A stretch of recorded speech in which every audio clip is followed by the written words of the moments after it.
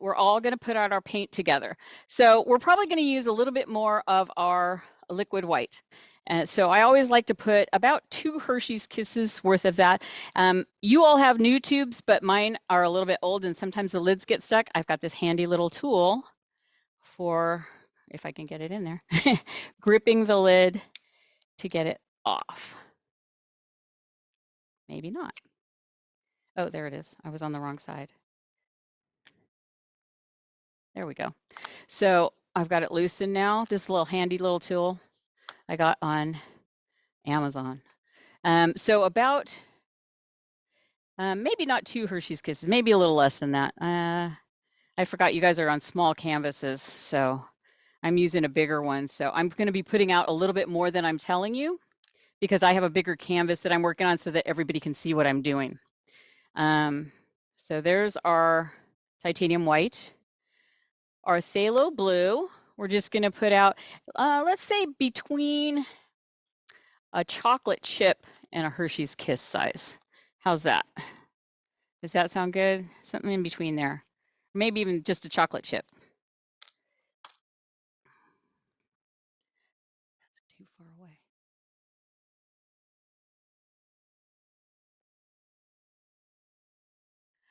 Bring it back.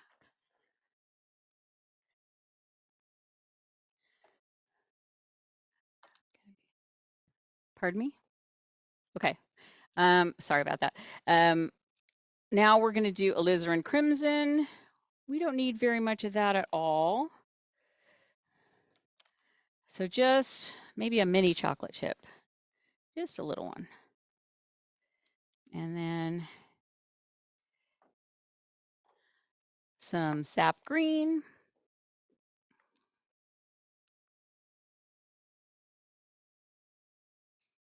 I wanted to let everybody know, if anybody has any questions, if you're on the Zoom, you can just type them in the chat and Steve will let me know.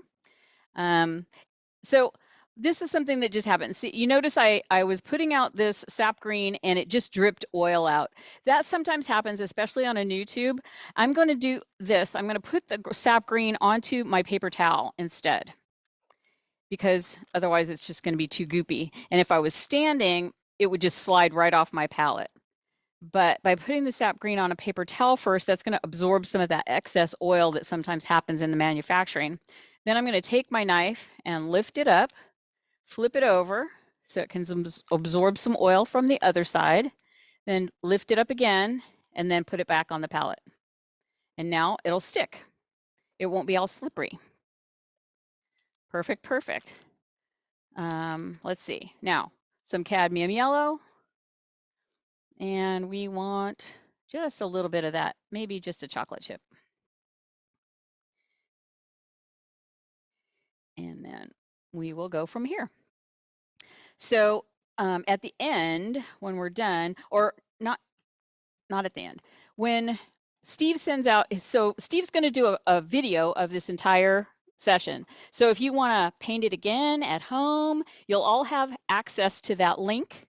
And you'll be able to see it again. If there's anything you missed or you want to revisit, you can do that.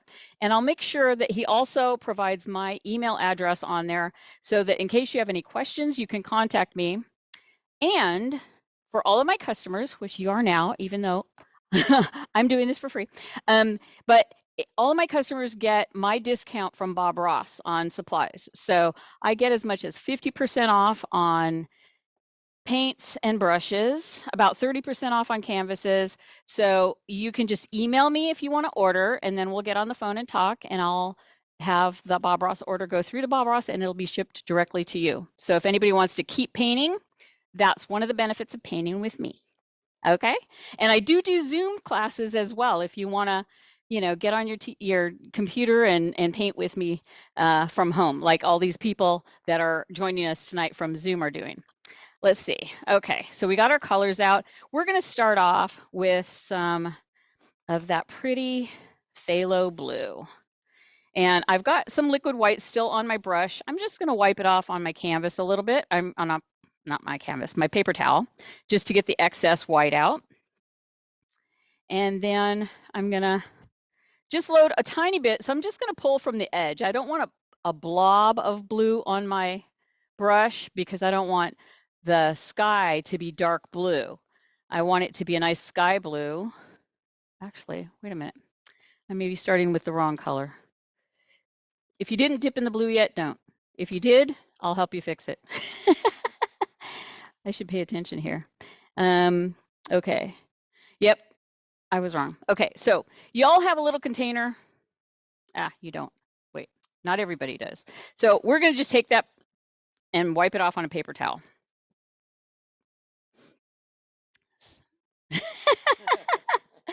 Thank you. I'm sorry.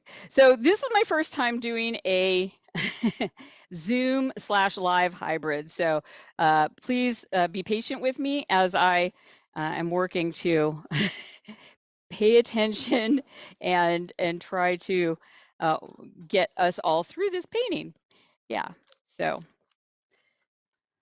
just laugh at me. I will. Okay, good. Right, there's no mistakes, only happy accidents. So if you got the wrong paint, you can just wipe it off on a paper towel. I'm going to switch to a baby wipe now and get some more of it off. And you can see it's pretty pale now. There's not a lot of color coming off. That's about where I want it. If you got more color coming off than that, keep wiping. But that should be good enough to go to my yellow. So we're going to start with our yellow. I'm sure. I'm sorry. But I taught you how to clean off your brush. So we're going to go into our yellow just a little bit. Just a little bit.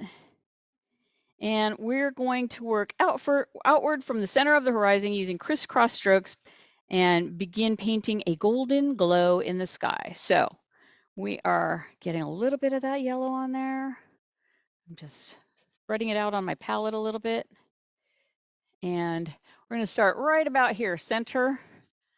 And it's a golden glow. And I'm just using those crisscross strokes, just like Bob did. Sometimes they call them figure eights. Sometimes he called them little X's or crisscross strokes.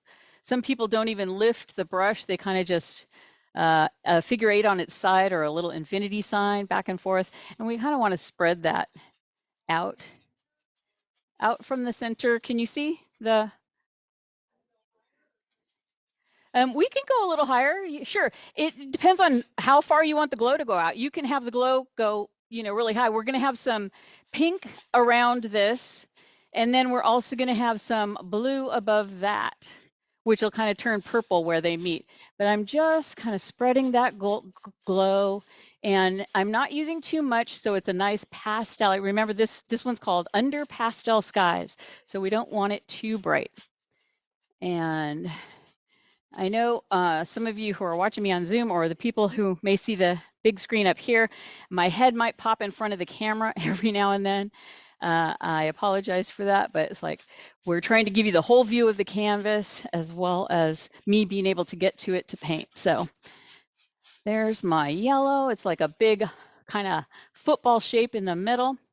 And then I might want to take a little bit more yellow on my brush and put a nice streak of yellow down here.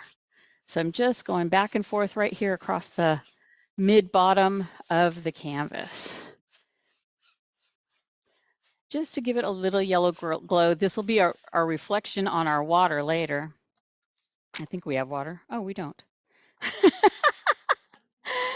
Wow, Rita, I don't know what I'm painting. Please forgive me. I do a lot of these paintings. Okay, let's see. That's okay. We've got a little yellow. Yeah, there is water there. It's just a very blue water, but in ours, it'll have a little reflection. Under pastel skies. Under pastel skies. Okay. How's everybody doing? We got good yellow. They're laughing at me. Oh, it's great. Rita. So, okay, we've got our yellow. It's kind of glowing out there. I'm going to take the brush. I'm not even cleaning it in between. I'm going to go right in, and grab a little bit of my red. And again, I'm just pulling a little bit right onto the edge of my brush. I'm not getting big blobs of it. This will go a long way. Red goes a long way. This is the alizarin crimson. And I'm going to kind of start like up here on my canvas. Just lightly. No cleaning the brush first. No cleaning the brush first. We're going to go right into that alizarin crimson from there. And most of it is above the yellow, but once most of the crimson is out of my brush, I can start dragging some of that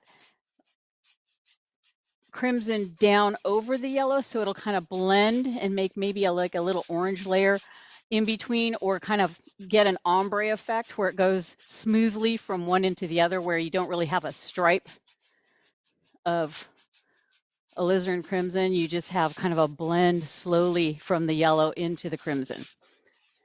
Everybody see that? Oh, my light might be too bright. I'm gonna jump up, and there you can see it. How's that better? Now you can see the crimson over the yellow. Yeah, we've got a lot of bright lights in here. So if I want to kick it up a little bit, that's pretty pale. It's going to be very, very pastel. I can just bring in a little bit more crimson on my brush, not a ton.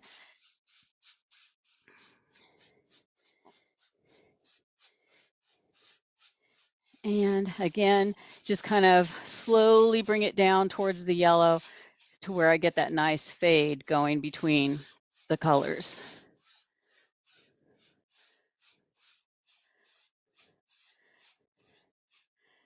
And then a little bit more of the crimson. And I'm going to add another stroke of the crimson down here below my yellow on the lower part of the canvas. And again, I want to get that smoothed out in the crimson part before I blend it kind of up into that yellow. So it fades from one into the other.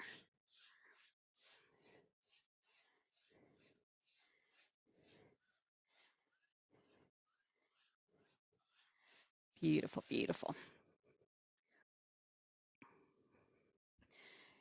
It's looking kind of blurry up on my screen because it doesn't have enough solid things to focus on yet. It'll get better as we get more paint on there. But that's about how it should look.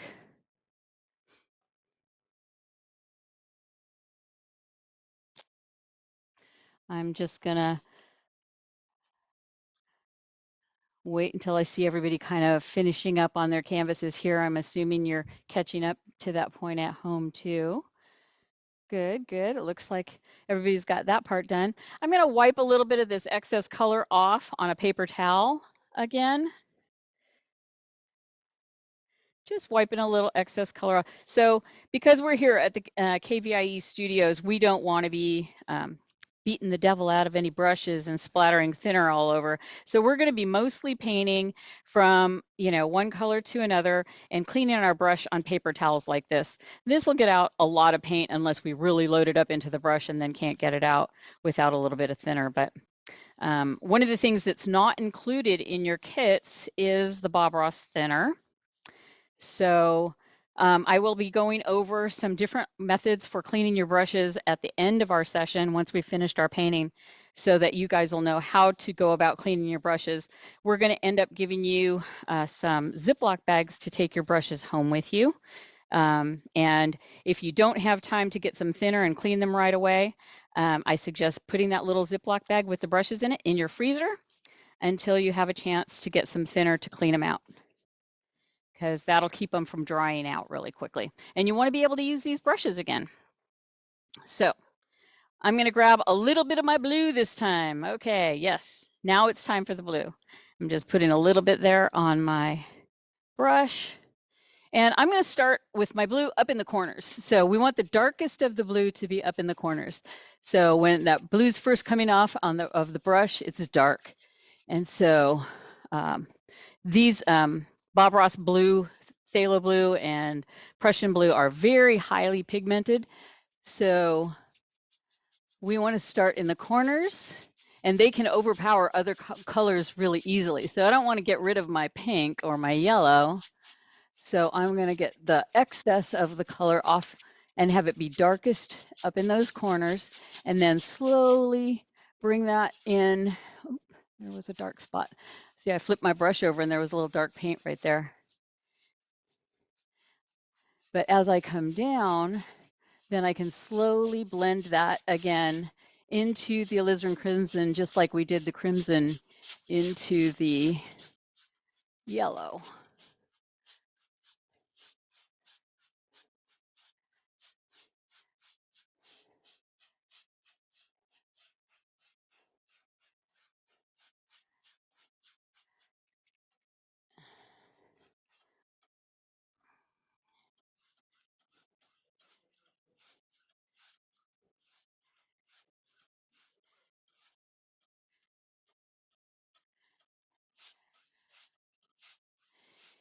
And you know, there are no mistakes in Bob Ross painting in the Bob Ross wet on wet technique. There's only happy accidents. So if anybody has anything they want to learn how to fix, or if they get too much of something, just let me know. One of the reasons I recommend having baby wipes handy is because they're great for cleaning up little happy accidents. So if you have your baby wipes handy and you get too much paint in one area, you can just take your baby wipe and wrap your finger around it so it's nice and close, and then just scrub out whatever it is you don't like. I think Bob Ross, there's a story where he actually was painting a painting in a mall somewhere. He was doing a demo and he was almost finished with the painting, and a man came up and said, you know, I'd buy that painting if it had water in it. So Bob just took his knife and scraped off the center of the painting, and then he filled it in with a lake right there in the front. So, you know, we can always change it up. Never be afraid to make mistakes with, especially with oil painting. It's so easy to wipe things out, rinse off the canvas, start over. You know, with acrylics, they dry so quickly, it's not as easy to take it away. But oil paints are so soft and smooth, and they'll be wet for days. So make sure you have a nice flat place where you can put it in your car when you're taking them home, because, and make sure that you put them someplace. So put them someplace where your pets and your children aren't going to knock them over or step on. I had somebody tell me that they had a cat walk on their painting. And it was up on top of the refrigerator. So yeah, we don't want that. We don't want your painting ruined by your cat, unless you're co-creating with your cat. Then that's fine. If you want his input or her input, that works. Okay, so my blue is fading really quickly here. I'm going to pick up a little bit more just so I have enough to finish my, and I'm going to start in the corner again just so I don't have that dark blue coming in right down here on the sides and the bottom. And I'm left-hand painting right now because I don't want to put my head in front of the camera. It's a little bit of a, like those cat burglars who they're walking through one of those rooms with all the lasers all over it and they're climbing in and out. That's kind of me, kind of moving or in and around the cameras and stuff when I'm painting for a Zoom.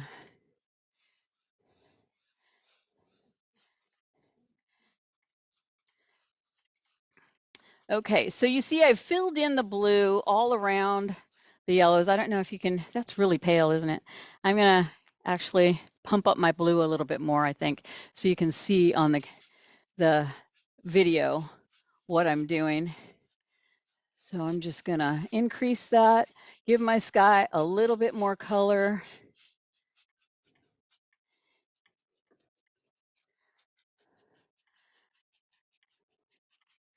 And again, on that side, I'm gonna get up, I'm gonna be working around my cameras here.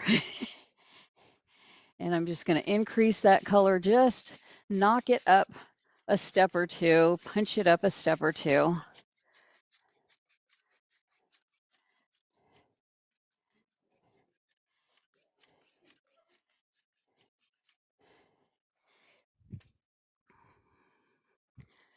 And move my chair. Okay, coming back in, coming back in. There we go. That's a little bit bluer. It'll get there. This is a pastel painting. I used to be, especially when I first learned this technique, my pastels were not very pastel. They were very, very bright. I used a lot of color, but it's up to you. Everybody can do their own. If you want more than pastel, you want those bright reds and yellows and a nice deep blue sky, you can do that. You know, Bob always said, it's your world. You get to say how things go. And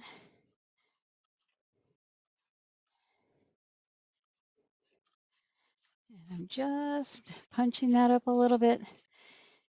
And we were letting everybody know, especially you people on Zoom, we didn't talk to you earlier, but we would love it if you would send in pictures of your finished paintings so we can put them on our, you know, PBS website and promote future events like this.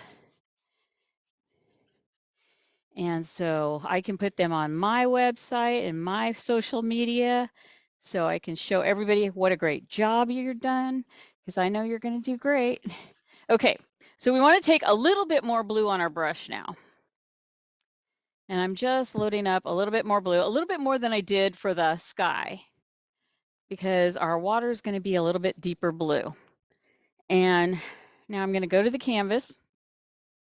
And I'm going to start in from the sides. So, and for the water part, we want our strokes to be perfectly horizontal. So you don't want them slanting down to the center or slanting down to the corner, because it'll look like the water's pouring out of your canvas. So you want nice vertical strokes. And what I'm going to do is I'm going to hit the edge, but I'm going to lift away as I move in. So I'm going to do this. And I lift away so that there's no solid line in the middle. And some of these can be longer and some of them can be shorter.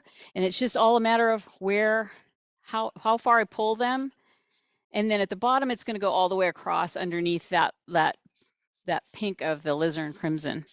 And then you never want to start from the middle and go out, because then you'll have like a solid line here. We want this kind of feathery edge in the center where the water reflection is just happening over there, and then no solid lines. So we just start from the outside and go in. And I'm just hitting the edge.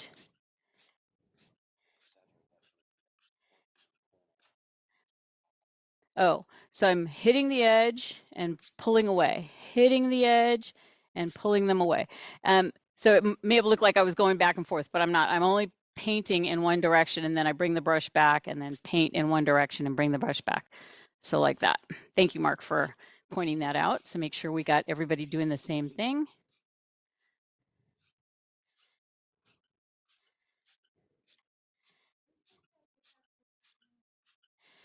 So that's where the yellow is meeting the blue right here. This is actually all blue. It could be one of the monitors is off or something, but my sky is blue. I don't know if you can see my canvas over here. If you look in this direction, my sky is blue, my water's blue. And you're welcome to take pictures. Okay, I'm gonna pump up the light. It still looks green. Yeah, it could be just the projector, yeah. So I'm going to take another little bit of blue on my brush, same as I just did, and go in from the other side. So again, I'm going to come in from this side and hit the edge and pull away, hit the edge and pull away, hit the edge and pull away. So I'm kind of flicking so that there's no solid edge as the blue comes in.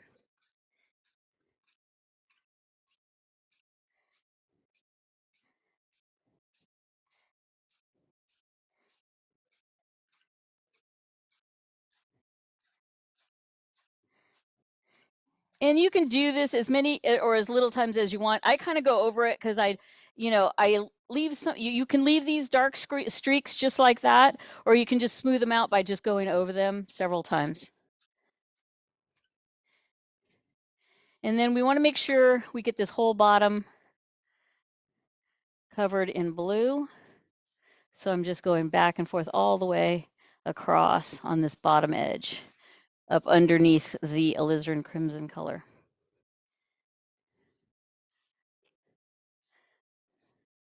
And then also, I always like to go along the edges and just make sure that my edges all have color and the bottom edge as well, so that there's not any just plain white canvas showing through.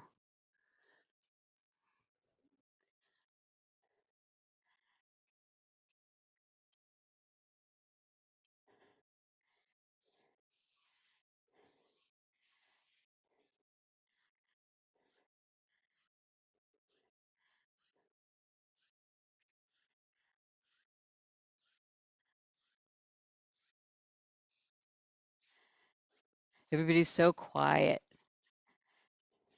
Are we all doing well? Yay. Alrighty. So we've got our pastel sky in. We are going to, we're going to make a little bit of a purple mountain majesty. So I am going to wipe off my brush a little bit and set that aside. And then I'm going to take a little bit of my blue. Oh, very little. Just maybe even that much. There's, like, you can see there's not even a lump on there. It's just a little bit of blue on my knife, but the lump, there's no lump there. See? So it's just a little color. I'm going to move it there.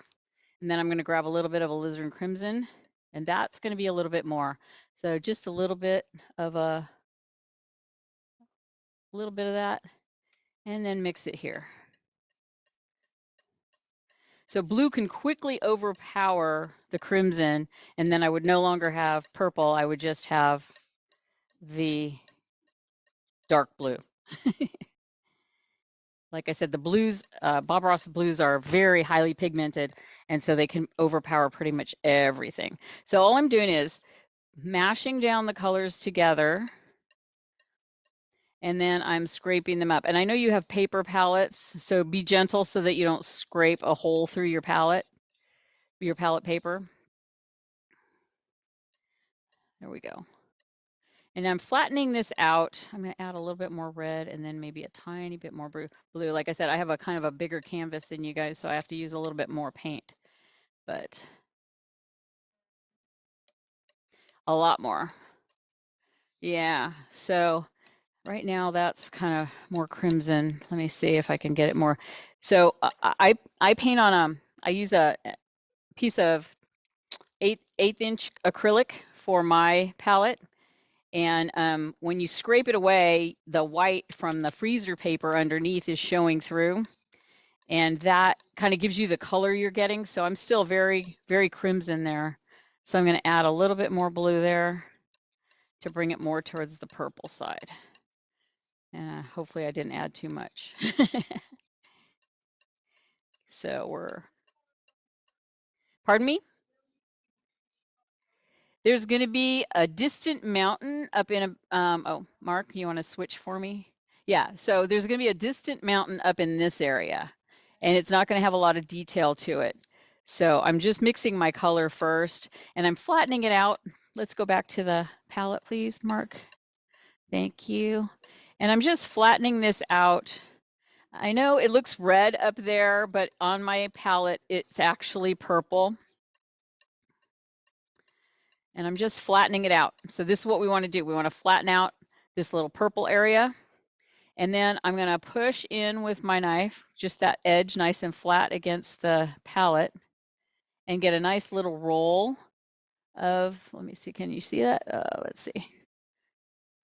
There, no. Can you see that little roll? Little roll of paint right there on the edge. Can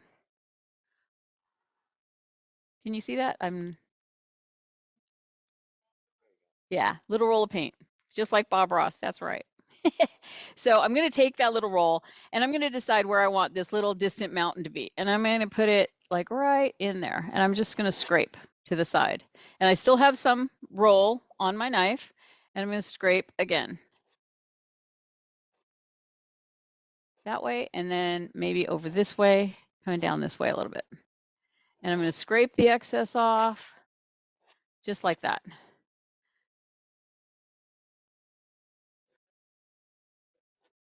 Little tiny roll. It's not even, probably between like a 16th and an 16th of an inch wide, maybe, not an 1/8. Okay, that's what we got. We just got this little scrape up there. That's it. There's no excess. I scraped all the excess off, just this little thing. Then we're going to go to our brush, our 1-inch brush. Show the people on the camera, our 1-inch brush. It's got a little blue on it. That's okay. We're going to take it and we're going to go up to the canvas. It's still got some blue on it. Okay. And I'm going to take it up and I want to bring the flat edge of the brush right up there to the edge of the mountain and then bring it along that edge over there and sweep out. So I'm going to do it again. I'm going to bring that flat edge right up to that edge of the mountain and bring it across and sweep out. And then I can do it the other way too. I'm going to go this way from this edge of the mountain and sweep out that way. And you can do it with the side edge like that. And I'm just going to kind of bring that down as far as it wants to go. Well, not all the way down to the bottom, but. And then I'm just kind of crisscrossing back and forth until I get that nice little mountain edge. And then I'm crisscrossing underneath to kind of blend out the bottom of it until it kind of disappears into my yellow. If that's where yours is, mine's on the yellow, or the blue here on the edge. It's just going to disappear out into nothingness there.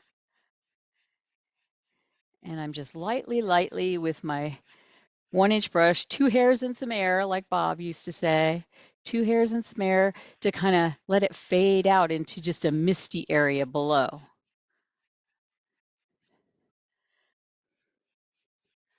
Maybe there's a little lake back there. I don't know. Just, it's all misty. There we go.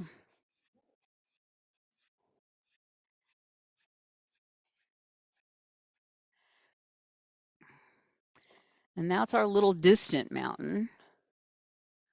If you want, it can have like another little bump in it. If I wanted to put like another little peak there. Add a little second peak with another little roll.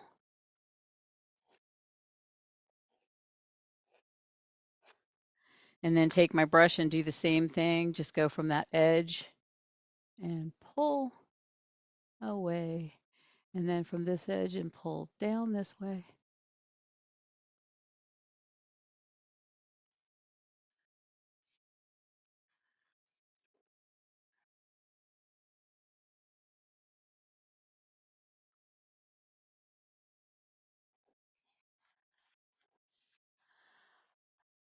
Grab me some Advil.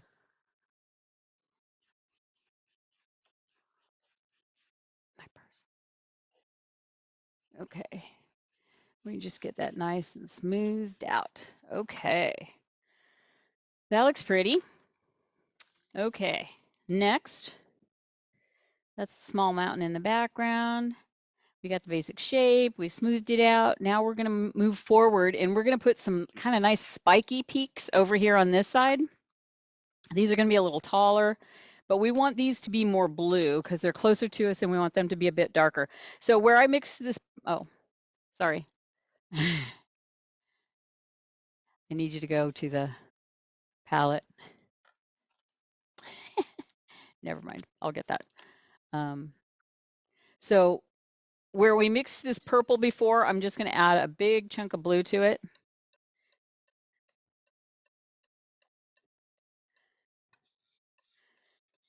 And turn it into a nice dark blue.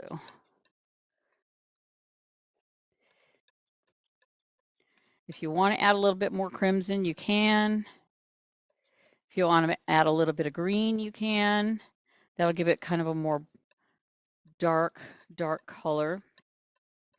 And again, I'm just mashing the paint onto the palette. Mash, mash, mash. Then I scrape it all up. And turn it over and smash it down again. So it's a nice mixed solid color. Sometimes we don't want our paint all mixed up. We want it to be marbly so that we get a nice marbled effect, like when we're doing rocks and mountains and stuff.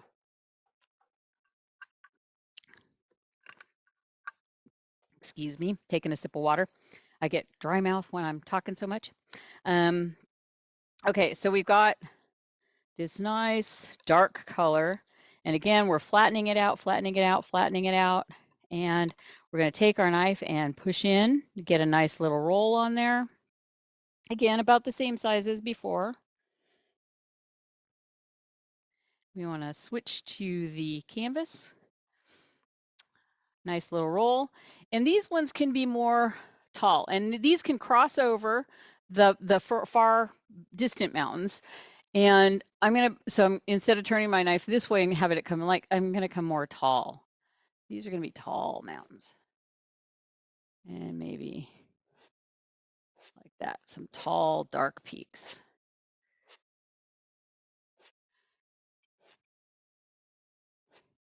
And you can continue to load your knife with more rolls to get the rest of your peaks in, or get the other side in. And then maybe here. And your mountain tops don't have to be all pointed. Try not to make your mountains so that they all look like pyramids all the same height. You want to vary the heights. Odd numbers are always good. For some reason, they're more appealing to the eye than even numbers. So if you're going to have 3 peaks, that's good. If you're going to have 5 peaks, that's good. Try not to do 4 or 6. That's just one of those things your eyes just go, huh. But we can do several peaks if we want here and there. And I'm scraping off the excess. You can hear my knife on the canvas. I'm scraping off the excess and then putting some more over there and then scraping it from that side. And get another little roll. Maybe do a little peak there. And then maybe I'm going to go way high on this side. And you'll notice when Bob is painting that he doesn't go all the way to the edges with his mountains, because he typically puts trees that go really high up on the sides to kind of frame the whole thing. And if you get your mountains too thick on the edges, then it's hard to get your tree on top of that. So always try to keep your mountains more stopping like 2 to 3 inches in from the sides of your canvas. Less space if you're on a smaller canvas, more space if you're on a bigger canvas. But that's what we're doing. So.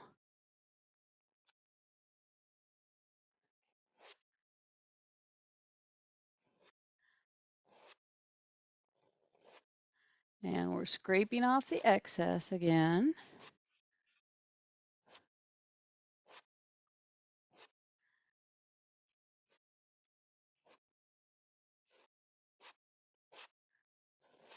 And if you've got too much paint on your knife, you can always wipe it back down on your palette or wipe your palette knife off on a paper towel, so that way you can easily scrape more off.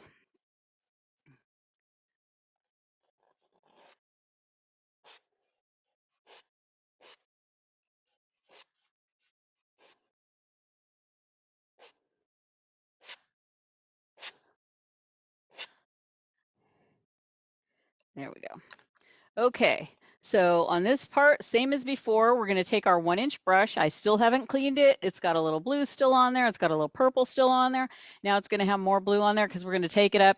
We're going to take it to the edge of these mountains, edge of the brush, right to the edge of the mountain, and pull away and down and pull away and down. And then I can do the same thing with all of these peaks. I can go to the other side and pull away this way. And I'm pulling it down into the space where there's just kind of an empty part. And then again, flipping it the other direction, pulling that way.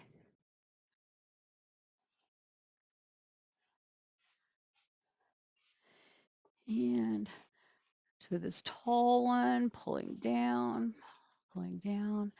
So if I sweep a little bit of this out towards the edge, that's okay, but we just don't want this thick paint right up to the edge. So I'm going to pull this way.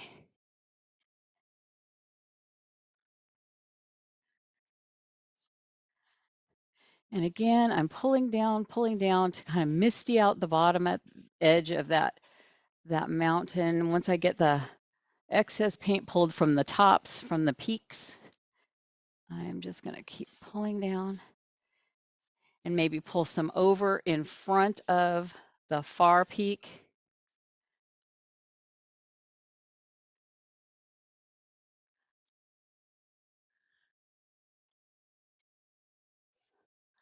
And then from this direction, just back and forth until you get a nice soft area down at the bottom. And then we can just, again, crisscross strokes to kind of blend that out.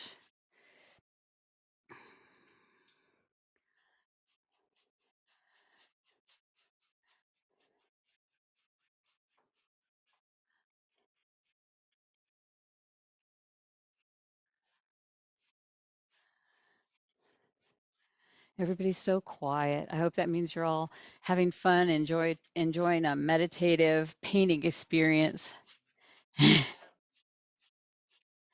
Good.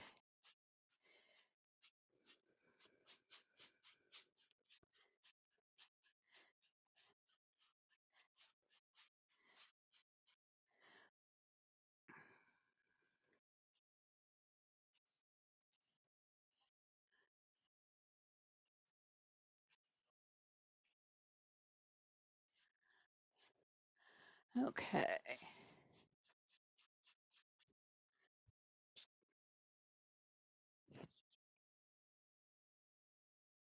Okay.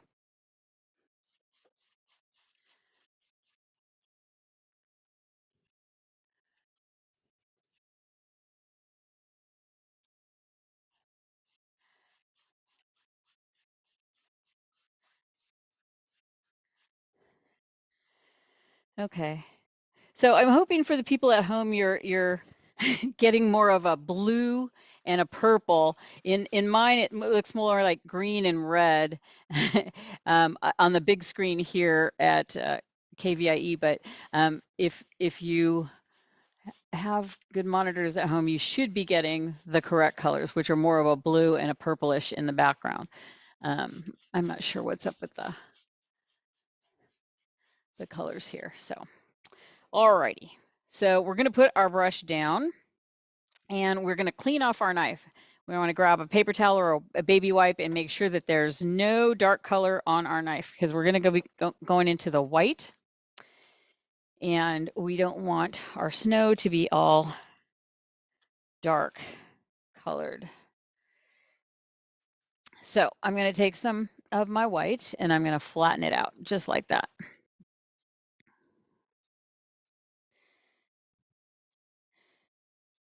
Just like we were doing before with our purple and with our blue. I'm just flattening out a nice big section.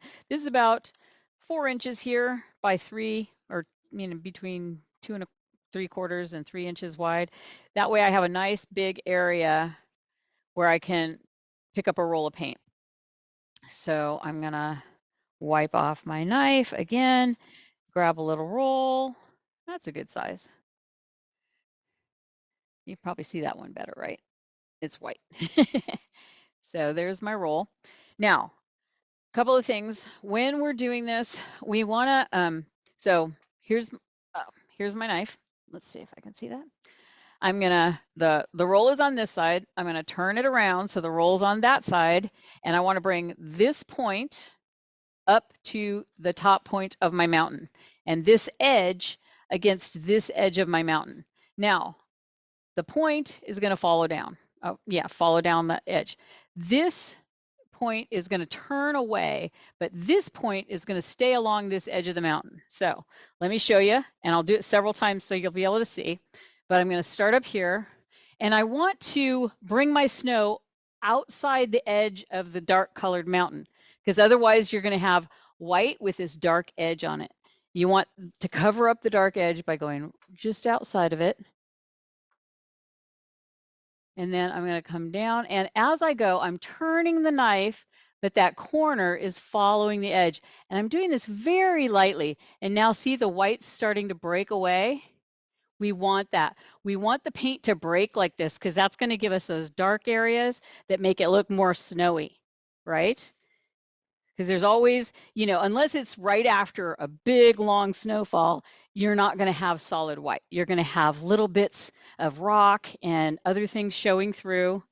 So that's my first stroke on that peak, right? But there's this, all the rest of this peak. Is my ridge right here? Probably not.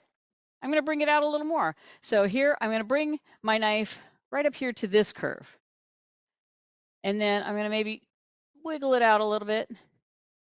And then slowly, slowly, slowly bring it down. And again, I'm barely touching the canvas, so it breaks apart. And now the ridge does this, and then it jigs this way. You know, so I'm making a little bit more interest in my mountains. A lot of people will do, you know, straight lines down the middle, and like I said, the mountains start looking like pyramids. So you want your ridge lines coming from the peak of the mountain, kind of zigzagging back and forth to give it more interest. Okay, so we're going to get another little roll of paint.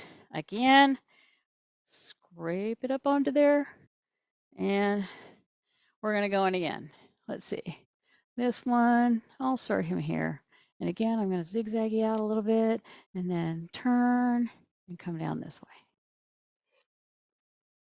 Okay, and we're going to do that for every peak. So since, you know, we've got this glow in the sky here, most of my light is coming from this side of this mountain. If we were highlighting this mountain back here, the glow would be on the left side. But since we're highlighting this mountain and the glow is here on the right, we want the highlighted part of our mountain to be the right side. So I'm going to get another little roll of paint. And I'm going to come up to this peak here. Now, I got to decide, is this peak closer to me? Is it in front of this peak, or is it behind? If I want it to be behind, I'm going to stop the white highlight right here. If I want it to be in front, I can actually make this join with this. And that's how Bob Ross tells you can move mountains. So let's do that. I'm going to make this one be in front. So I'm going to put it right over the edge, right up at the top, and then slowly turn, turn, turn, and it joins the other one. And now it's like right next to him. Good. And then again, we'll just keep getting little rolls of paint until we've got all of the right sides of our mountain highlighted and pretty. I'm going to bring this one out again. Oh, bring it back and down. You want nice little jiggy, like all those little dark spots in there. We don't want to cover those up. We like those. We want lots of those. That's where like there's little indentations in the mountain tops, or, you know, little canyons, maybe where the water runs down and makes a waterfall later in the springtime. Okay, let's see. So on this big one here, I'm going to make it be behind. So for here, I'm just going to bring it from there, and I'm going to come down, and I'm going to stop right about there. So right now you can't really tell. Is it in front? Is it behind? It doesn't look like it joins with the others. So, and then so I've got a couple of little tiny peaks here and here. So I'm going to use, Mark, can we go to the palette again? I'm going to use the short edge of my knife. So instead of using this big edge to put my roll on, I'm going to put the roll on this little edge right here. So I'm just going to go like this, little tiny roll. There we have it, little tiny roll of paint on the short edge. And I'm going to use it the same way, but I've got just this little tiny peak here, so I don't need to go very far. And I'll just stop it right there. And then I've got that even smaller one right here. So I'm going to go right on the edge of my palette, right on the edge of this paint blob. See there, the paint stops right there. So I'm not going to even fill up that whole edge. I'm just going to do just the top of that corner. So it's got enough paint, but right on that corner so I can get that little tiny corner right up here on my canvas. Yeah, there we go. So I've got this little tiny roll of paint. It's not even a roll, it's more like a blob. And I'm just gonna put it right there. Like that. So there's a bunch of highlighted sides of our mountain. And maybe bring this out just a little bit more. We can kind of go this way and wiggle around that way. And typically, Bob will say, don't touch it after that. Like, do it once and then you're done. A lot of people will, I want to fix this and I want to fix that. And then they start messing with the mountain and it gets too much paint on it and it doesn't look, you know, broken and pretty like this. You know, you want it to be broken up like that so it looks like snow on the mountain and the rocks showing through. If you wanted to fix like this, I didn't get a white all the way up to this edge. You could just go over a little bitty roll. And again, I'm going to start it where the dark edge is and just bring it down. And I'm not going to go too far. So it just covers that edge. And it still broke apart. So it has that nice snowy feel. Now we are going to take, I still have all this blue left here. I'm going to take some white and spread it out again. Nice big area. Like I said before, it was about 4 by 3, 4 by 2 3/4, something like that. Spread that out. And then I'm going to take a tiny bit of this blue dark stuff that we used for our mountains, and I'm going to mix that in. And see how streaky it is? See, it's just streaked. We like that. That'll make some really good shadow area for my mountain. So I'm going to leave it nice and streaky. I don't have to mix it thoroughly. And I'm just going to pull off a little roll. And now I'm going to do the shadow sides of my mountains. So I'm going to go up here, and you can start with either one, but I like to start from the direction I'm going. So I'm going to kind of cover part of that edge of white right up to the peak. Oh, that's still really white. I'm going to have to darken that a bit. So I'm going back, and you can test it. So that looks almost the same color as my highlighted side. We want it darker. So I'm going to darken that up a bit. And maybe I need to pick it up too, because I got a whole layer of plain white underneath. That's the problem. So now I'm pulling it, and now it's nice and streaky. That's better. That should show up nice and dark. So I've got this area that looks the same. I'm just going to take my knife and scrape off the excess. And it's that easy. Just scrape off the excess and pull in a little bit more dark blue in there and get a little roll. And now I'm going to come up again and bring it on this side and pull all the way down. And I still have some on there, so I can go back again right under here.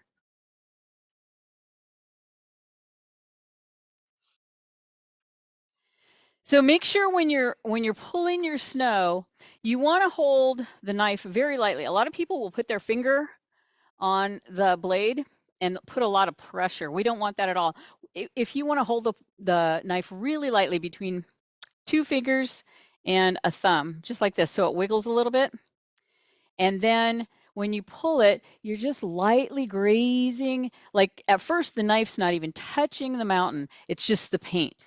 And then as you go down and you start losing paint, then the knife scratches down here. But up here, barely even touches, just the paint touches. Yeah, you're welcome. Yeah, any questions you have, both online and in the room, just shout out if you're in the room. If you're online, let us know in the chat. And help? Somebody needs help? The shadow or the highlight or? Okay. Hang on just a second. Okay. I think we're at a good place to take a break right now. So we're going to go on a 15-minute break. So everybody be back at your canvases at what time, Mark?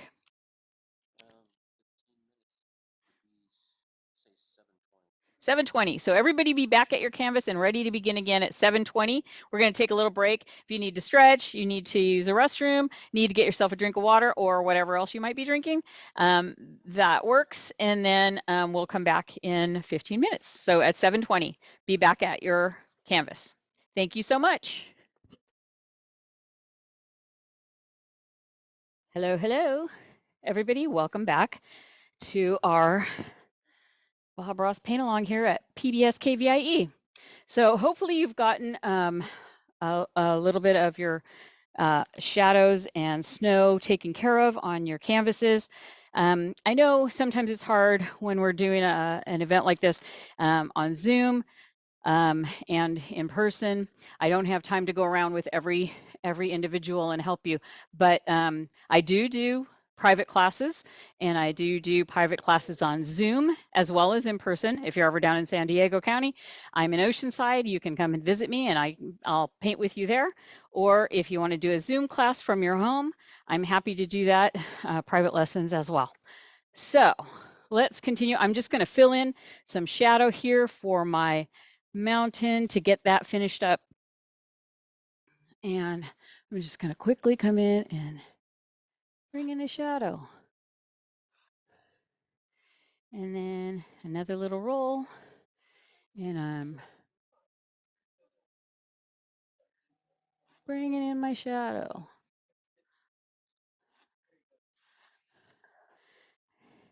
And the shadow does not have to go all the way down the mountain. You can have it be as short or as long as you want it. You can just bring it down. Bring it down. Sometimes Bob will go in and throw a little shadow into a little area that didn't get any highlight, like right in here. And I just got a tiny roll of paint there, and I'm just gonna just do a little dab of shadow right there. So typically when you're doing mountains like this, your highlights are going to be some of the thickest paint on your canvas. So those, even though the rest of the canvas might be dry, your snow on your mountains and your shadows on your mountains might still be wet. So be very careful. Like I said, sometimes depending upon how much paint you're putting on your canvas, it can take a week or longer to dry. And that's just to dry to the touch. The oil paints take much longer to cure. So if you're the kind of person who wants to do something and then varnish your painting later, you can do that, but you'd want to wait probably anywhere from 3 to 6 months before you put a varnish coating on your painting. Yeah, and then so there I am. I'm got these shadows in nicely, and just like that, there is my, maybe I'll put a little more shadow in front of this one here, just to bring that down a little further.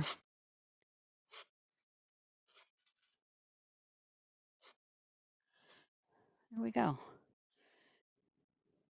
And there we have that nice mountain highlighted on the side where that yellow sun is coming through, and shadowed on the opposite side. So now, wow, I've got paint all over me. I'm gonna grab a baby wipe, and we're going to take our 1-inch brush. It still has whatever it had on last, which was, I think, our mountain color. We can do a quick wipe on a paper towel just to get the excess off. But we're basically going to take our brush and tap, tap, tap. So I've got a little bit of paint here. I've got more paint where the white and the shadow is. So I'm going to start out here where there's just this underneath mountain color, and I'm going to tap up, and I'm going to just barely tap into those snowy areas and then tap back out.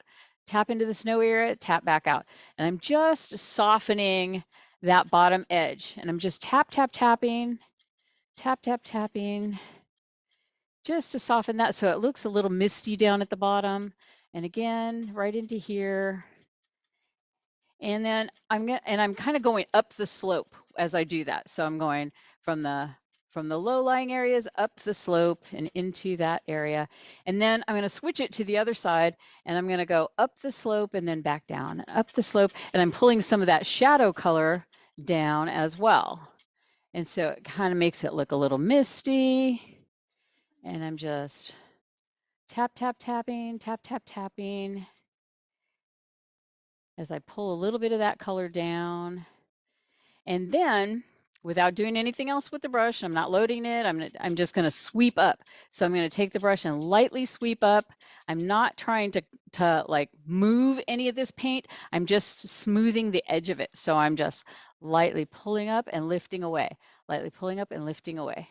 Just softening that edge where it hits that misty area. And then I'll go the opposite direction again when I'm going up the other way. Just light sweeps up towards where all the paint is. You don't want to hit too much of that paint and bring it down below as you go for your next brush stroke. And then I'm just going to smooth this out at the bottom just to soften it till it disappears. Somebody's got a storm going on. Somebody's got a stormy mountain. Okay, so I kind of just softened that bottom edge away. And that's where we are. So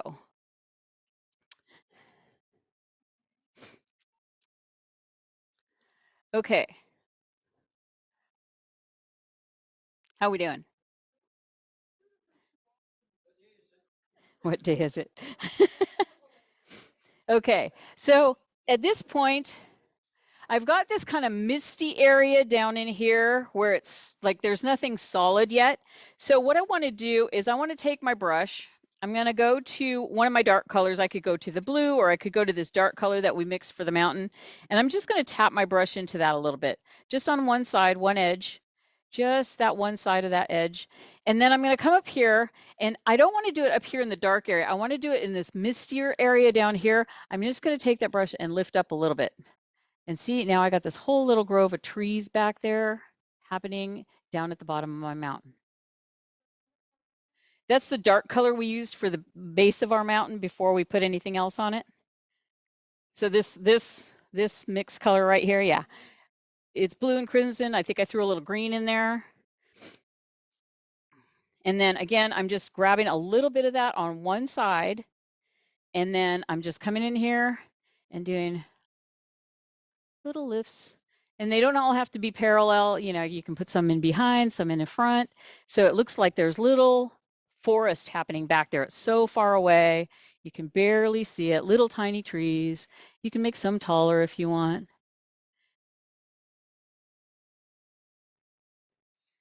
And they're kind of over there in the mist, so they don't have to be really well defined. And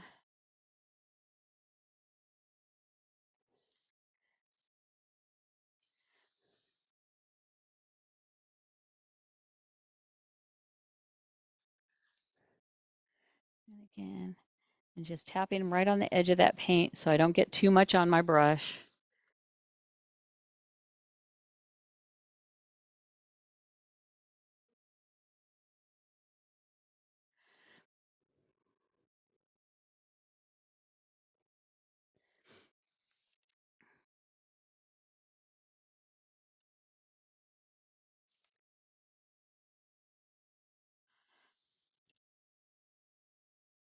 And see how I'm kind of like staggering where they are, so it makes it look like there's like a little meadow back there and kind of like clearings that go off into the distance just by like not making them all lined up perfectly, right?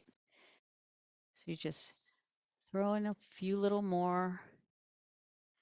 And then I'm going to take same brush, not changing colors, not cleaning it. I'm just going to tap into a teeny bit of the sap green.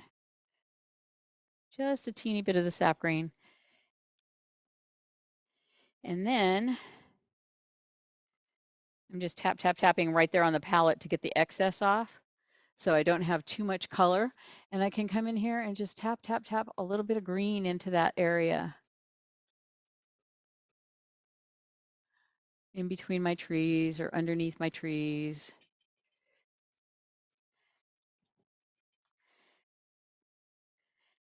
It's not showing up too much. Add a little more green to your brush.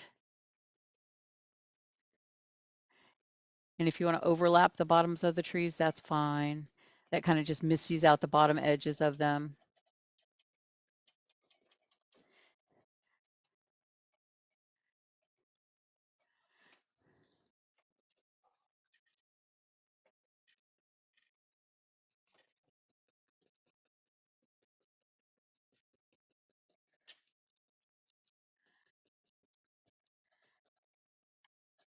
Has anybody here painted with us on our previous Zooms?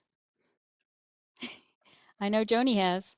Nobody else? So everybody else is new. Awesome. Well, I'm so glad you're all here. I hope you're enjoying yourselves. And we're just tapping in this nice little green area for our background. And I hope everybody online is enjoying yourselves too.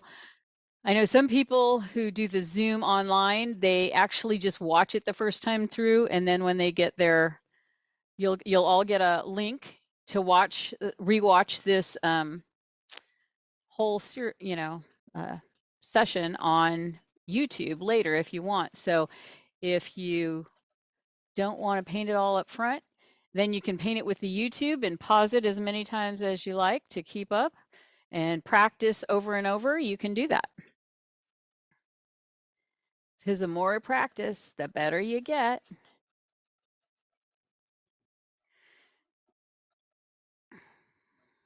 What?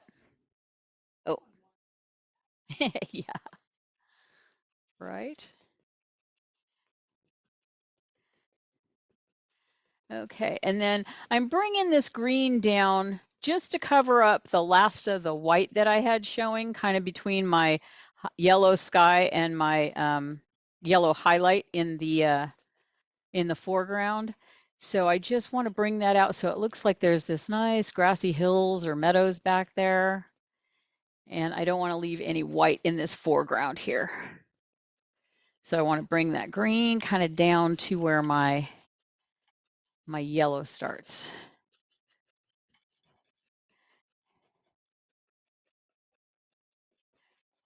And I'm just tapping.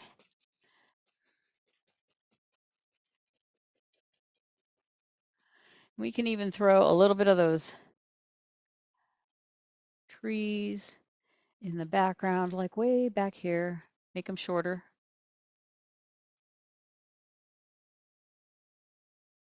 Because they're further away, so you wouldn't have them be as tall. That's more little trees back here just on this edge. I don't even know if you can see them. They're kind of small because they're further away. I just added some of that dark color back to my brush.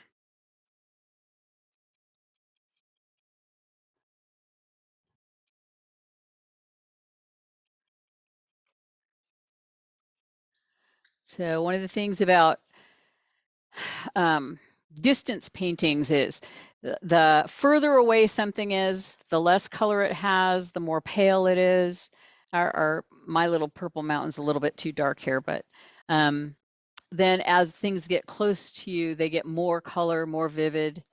So if you want to pale out your mountains in the background and then have your hills in the foreground be nice and bright, that works. So I'm about down to my water line here. Oh, I guess I went blue there. I meant to do green. Okay, so this is one of those happy little accidents to show you. I really didn't want blue right here. So I'm going to just take my baby wipe and wrap it around my finger.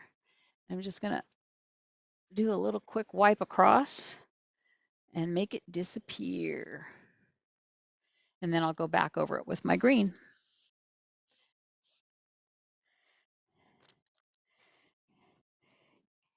And that's kind of what we do with the Bob Ross technique. We move back and forth with our colors on our paintbrush. We don't really need to clean it every time, especially since you guys don't have anything. Well, I gave you all a little bit of thinner here in the live class for some stuff we might be doing later, but I'm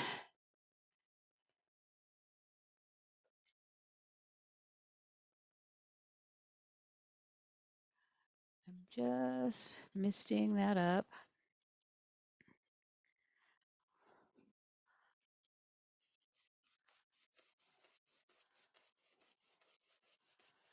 And if you're wondering what I'm doing now, I'm just blurring that up a little bit with my fan brush, which is clean. And then I'm going to go back with my green on my 1 inch and tap, tap, tap again.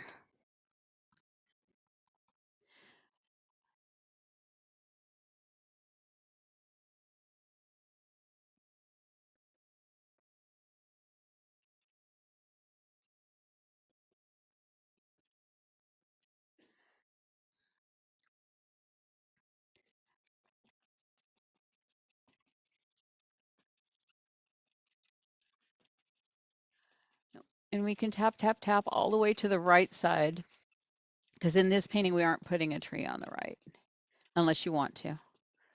Like I said, it's your little world. And I'm just bringing that green down.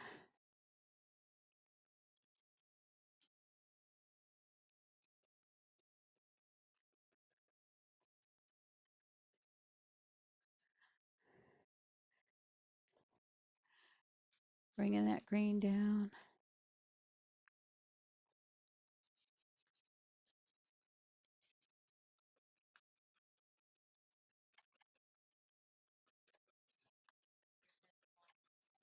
Oh, I'm sorry. Somebody's supposed to be paying attention to that, letting me know. What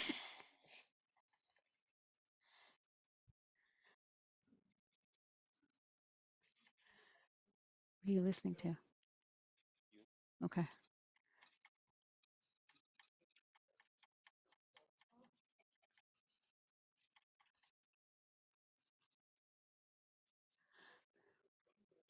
Okay.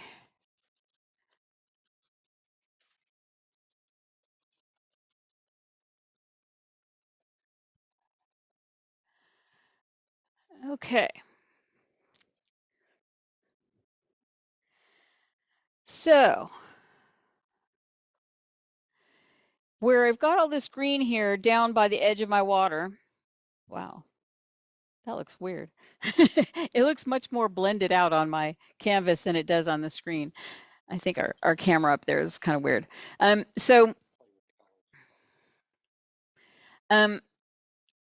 So all of this green grassy area is coming down to the edge of my water. I've got this huge kind of lake that kind of goes from the right edge of the canvas and kind of comes this way, and then some land comes out here, and then you've got this big lake area, right? So what I'm going to do is I'm going to take some of this green and just pull straight down like this. And that's going to give me a little lake reflection. You can even add a little bit more green to your brush if you need to. And we're just pulling that down. Pulling that down. And I'm going to pull it all the way basically across. Tap, tap, tap a little bit more green on there. So it's giving me those reflection lines. You want it to be perfectly up and down, no slants. Even if your land goes in different, like my land goes way back here, but my reflection lines are going to be straight up and down the whole time.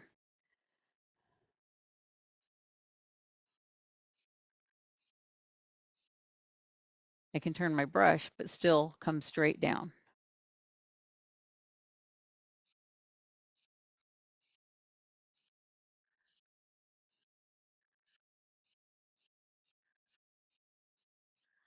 I'm just kind of going over it.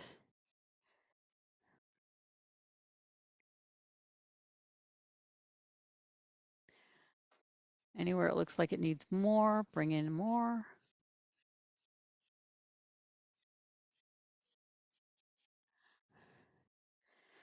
And then I'm going to, this will be one of those times where we do want to wipe off our brush because we don't want any excess paint on there when we go to blur our reflection.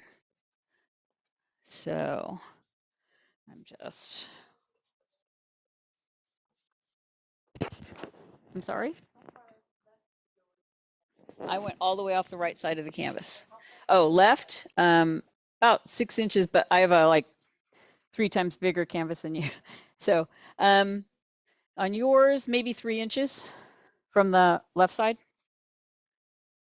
We're gonna bring in some land here. So, you know, it'll come up right to the edge of the reflections that I have.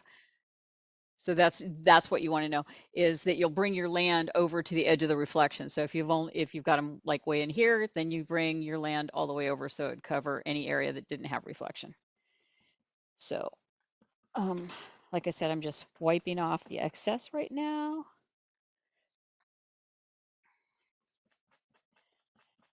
And then, because I'm only using 2 hairs and some air, it's okay if it's not completely clean. I'm just going to lightly brush across and back. And that gave me a nice little reflective area down there. Then I'm going to take my knife and spread out a little bit more white. Not the knife. And this time I want just a tiny, tiny little roll, like not even a third of what we had for the mountain.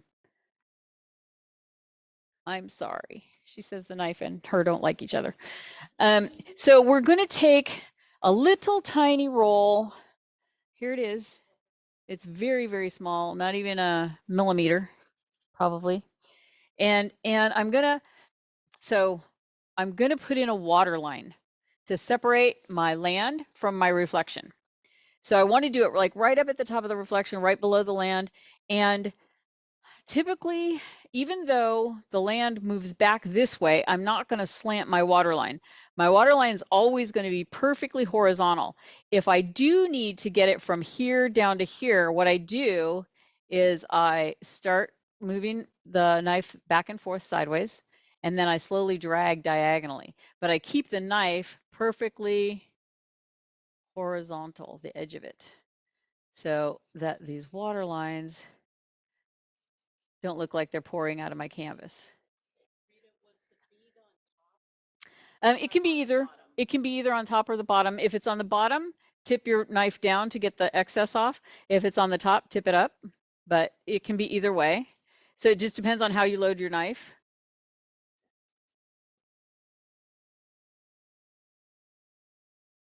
So when Bob loads his knife, can you show us my palette again, Mark, please? I'm going to scrape some of this dark blue from my mountain shadows out of the way.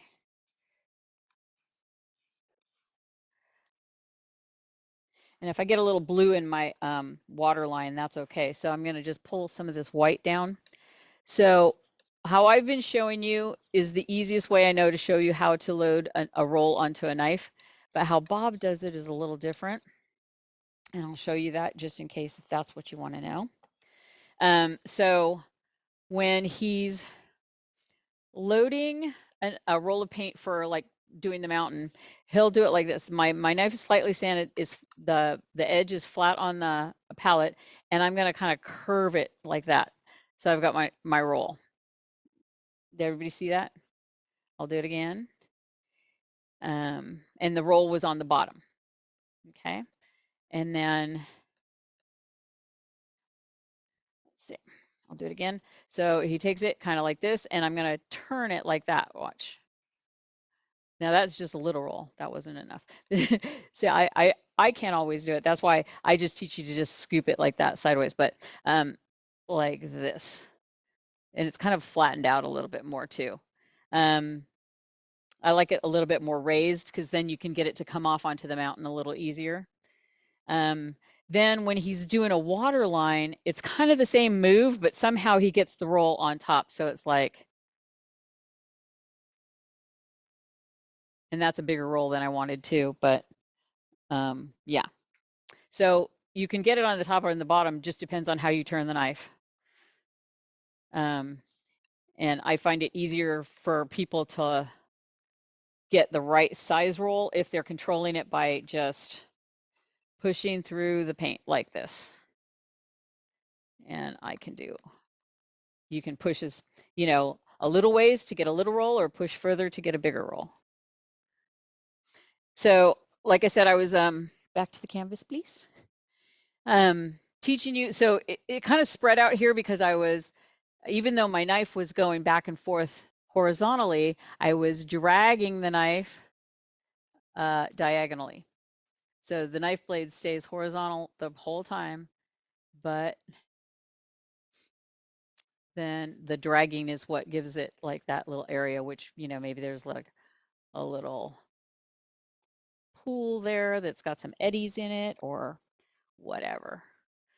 It's your world. You can say. And then I'm just going to continue some water lines over to this side.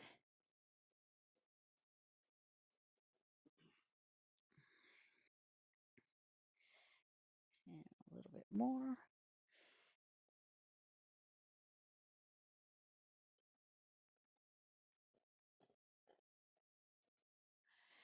And then just to make it more look like water, you can throw some little random water lines, if I have any paint on my knife, right out into the middle. Like maybe there's like a little log underneath the water there, and so the water's rippling over it.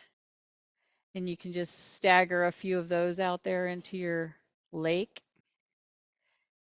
Maybe one down here. Need more paint.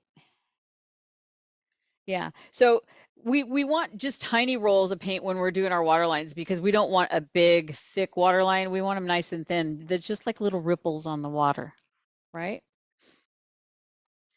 Maybe I'll put another one there. And another one right there.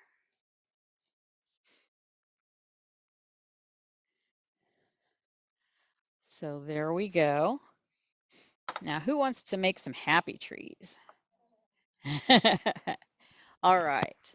So I'm actually going to take a little bit of this dark color. I'm going to take my knife, take a little bit of this dark color that I used for my mountain, and then add some green to it because I want this to be a really dark evergreen tree.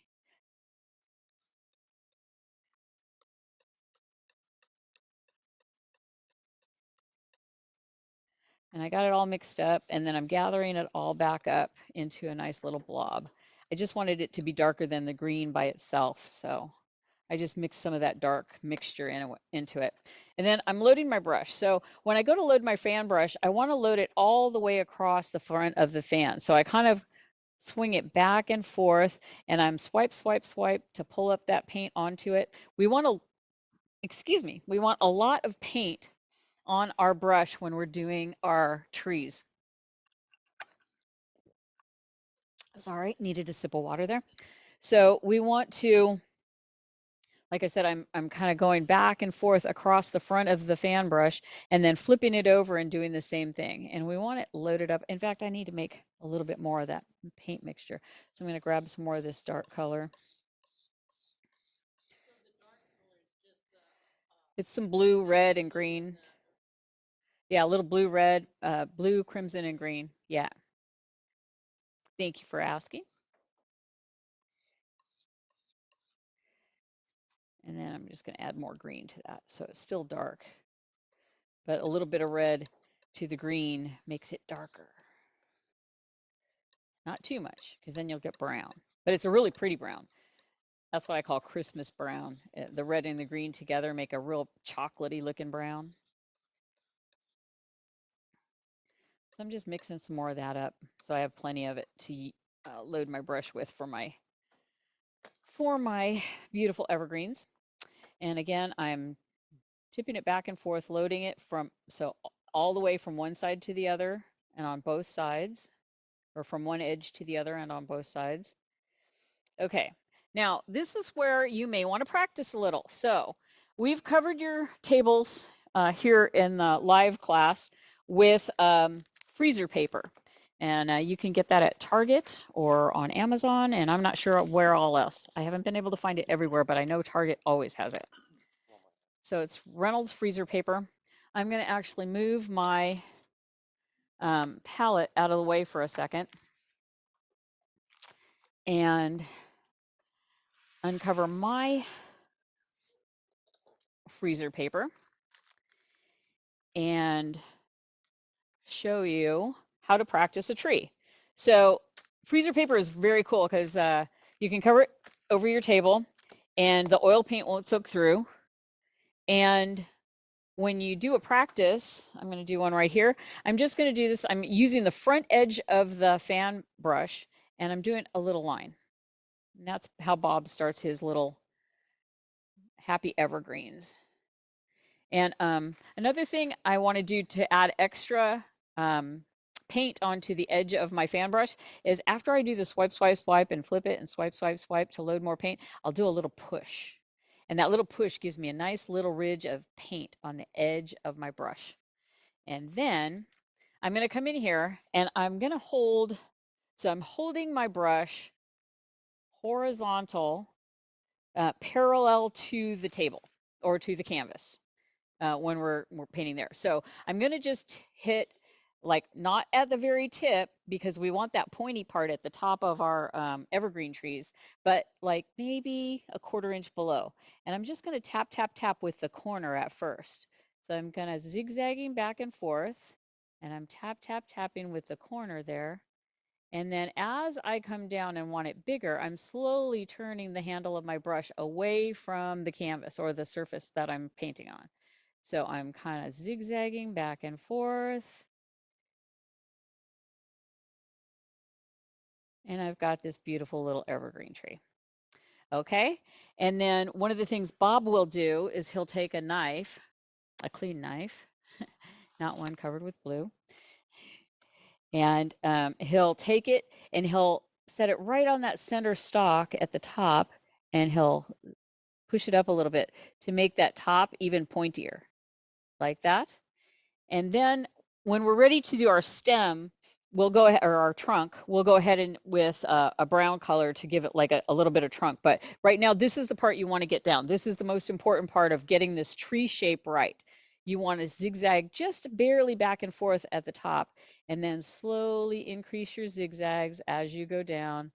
So you don't end up with a tree that looks like a pole with like ladder steps going down it, right? We want that little zigzag to give it that in and out look of an evergreen tree. So that's how you do it. And then you can practice this as many times as you want, preferably not all night because we're not here that long. But then you can wipe it off with a baby wipe and do it again until you're happy with how your tree's coming out. And once you get it down, you're happy with the result, then you can go to your canvas with it. And I know, like, I started doing this because so many people were not happy with their first attempt at the tree. So by doing it this way, you get to practice it and you don't go to your canvas until you're happy with the result, right? So if you want to do that, I can show you again here, or I can do it on my canvas, either way. I'm going to, and again, we always start with the darkest colors underneath because the dark is what helps us see the light. And there we go. So I'm going to do again here on my palette. I can go right in the same place or I can go in a new spot. There we go. And I've got that little, and you want to make sure your fan brush is nice and flat so that you're getting those nice little flat, branches coming out. So I'm starting with the corner, zigzagging back and forth. And I'm hitting like 3 or 4 times before I zigzag back the other way, maybe 5 or 6. Zigzag, zigzag. And they're going to look different every time. And I'm going to flip it to the other corner now because this side's running out of paint.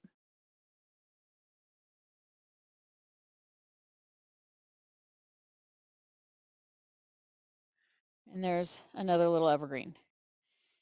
And if you've ever looked at them, sometimes they have more than one point at the top. It might have 2 or 3 things sticking out at the top. It might have a blank area like this one. You can see they're not all evenly spaced. We don't want them to be. There's a big space on this side. There's another big space on this side.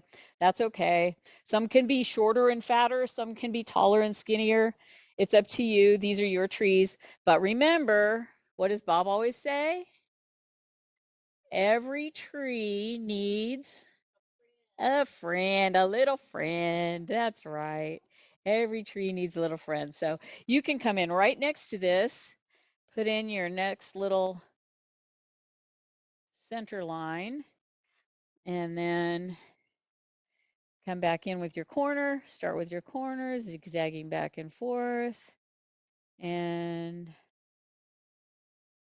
then I'm flipping my brush so there's more paint on that side. And then you can't even really tell where one tree stops and the other one starts. Like one's behind the other or in front of the other. That's fine. We want to do several little trees on this painting. So practice that, and then we will put them on a canvas. So the palette paper you guys are using that you got with your kits, it is basically this freezer paper. So if you don't have a palette, you can use the freezer paper as palette paper.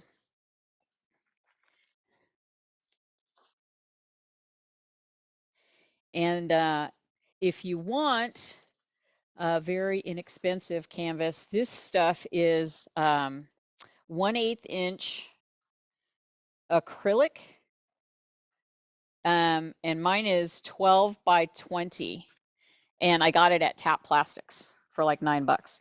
If you buy one of those big palettes like Bob uses, those can be pretty pricey, you know, 40, 50 bucks a piece. So, you know, this makes a nice, if you don't have to hold your palette in your hand and stand at your canvas, you know, even if I'm standing, I like my palette flat on the surface. So this is great for that. Tap Plastics. They have them all over this North California area. They don't have them in San Diego. So let's see. Yeah, yeah. So I have got my dark mix of color here. I'm going to add a little bit more because I used up a lot of it practicing. I'm going to add a little red to that and mix up a new batch so I've got something to put on my canvas. Again, that's mostly green, a little blue, a little red, a very little red. We'll make it nice and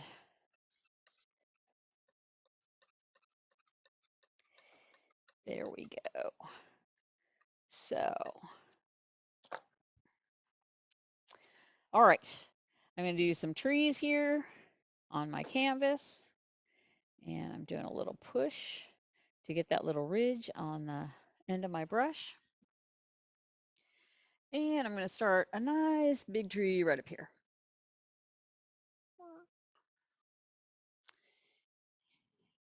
It's going to be a huge tree.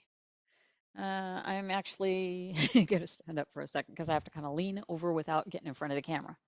Okay, so I'm going in kind of sideways. My brush handle is parallel to the surface of the canvas. And I'm just tapping. Maybe not. There. I need a little bit more. That's the corner I used to put the line up there, so I lost all my paint. Okay. Okay. All right. So I'm just going to go back and forth here, zigzagging, zigzagging.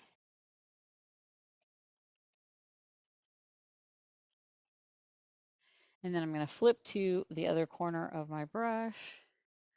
And, you know, so this is where you're really happy if you haven't left a lot of thick paint on your mountains underneath here, because that would make it hard for this to stick.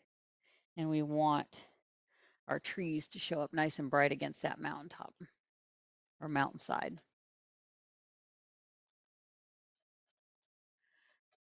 And I can reload as many times as I need to get a nice visible tree there.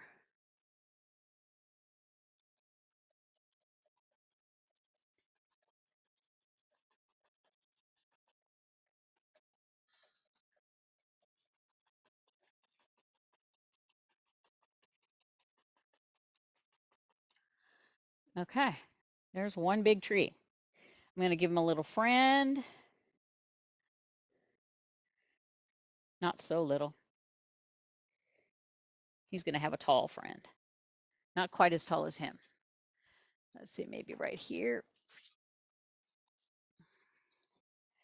And again, reloading that brush, doing that little push so I get a lot of paint right there on the edge.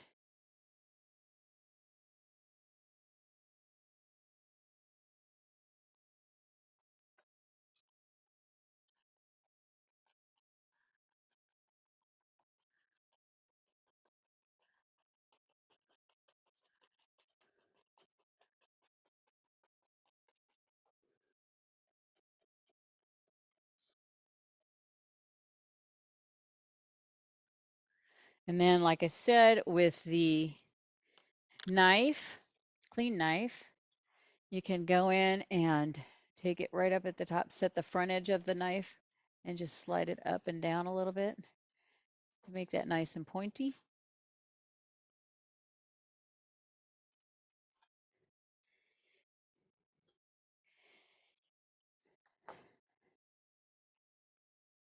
And I'm going to give him one other little tree friend. I'm actually going to scrape all of my green because it's kind of spread out all over the place. I'm going to scrape it together so I can get it onto my brush, that color that I'm using.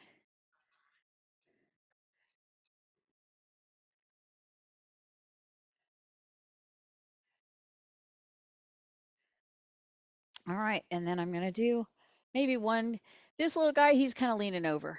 So he's going to go right there. And he didn't want to be so close. He wanted to lean out so he could get all the sunshine to himself.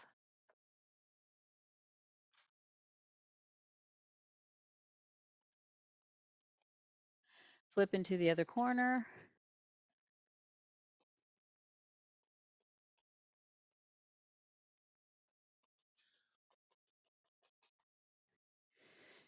And then I am going to take my 1-inch brush and get in that same color. And I'm just tapping my 1-inch brush into that same color that I was using for the trees there to get it on the end of my brush. Tap. And we're going to tap right underneath the trees. Is my head in the way? Okay.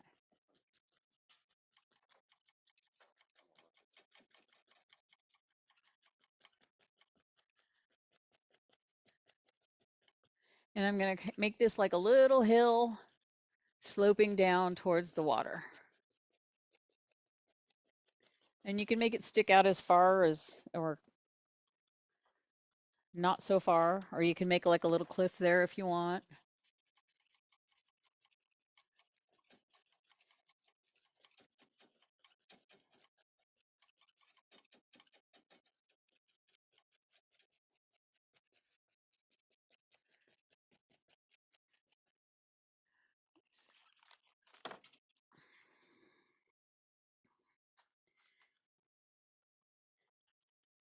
Loading up my brush again, and then tapping.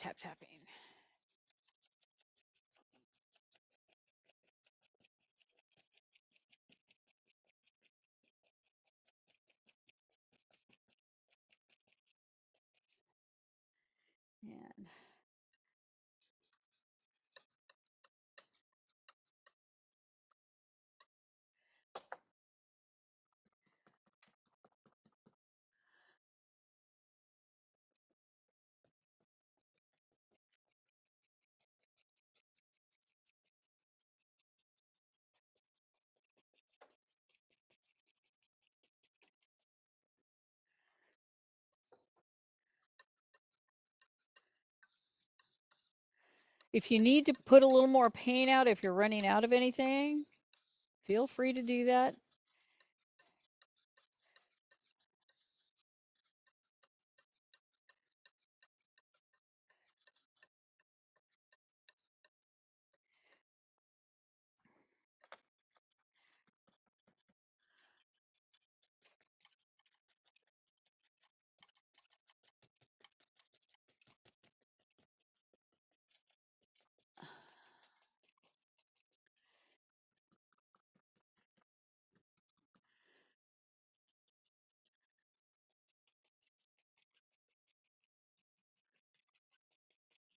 And I'm taking my grass all the way over to the other side.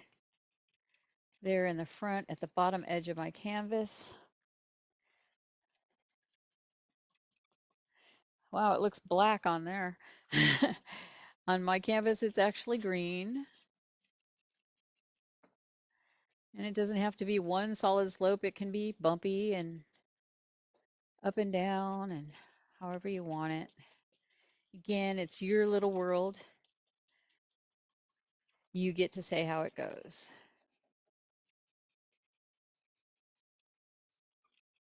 And Bob always said, you know, don't don't paint my exact painting. Paint it however you like it. Change it up. He's just teaching you the technique. He wants you to paint whatever you want. And I personally believe that there's an artist in everyone and that most people are just waiting for the chance to let that little inner artist out. And I always tell people, don't expect that your paintings are going to be perfect the first time out. You know, you may not have painted since you were 5 years old or since you were a teenager. And, you know, if there was a 5-year-old standing in front of you painting this painting, you would go, wow, that's fantastic. And I want you to say that to yourselves. Your paintings are amazing. And with a little practice, they'll get even better and better. So, and painting can be very therapeutic, meditative, you know, great thing to do in your retirement. Great thing to do if you're working, just to get away from the rat race for a little while and let that meditative experience relax you. So we're just filling in this whole bottom left corner with grass, grass, grass, and then we're gonna kind of come in with some highlights to give it some shape and form. But we need the dark for the light to show up, right?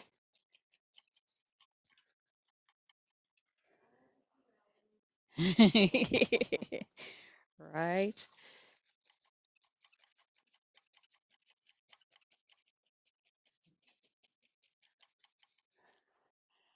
in front.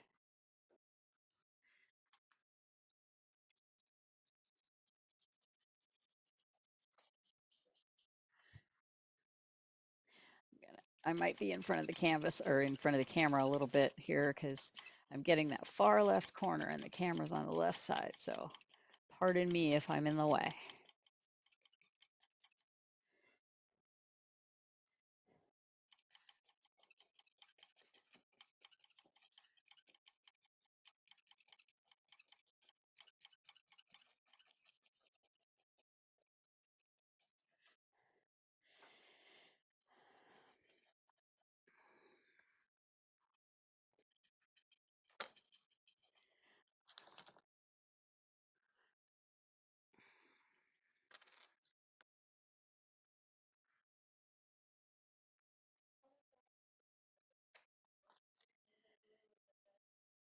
Yeah, so it's the same thing I use for the trees. Mostly green, little bit of red, little bit of blue.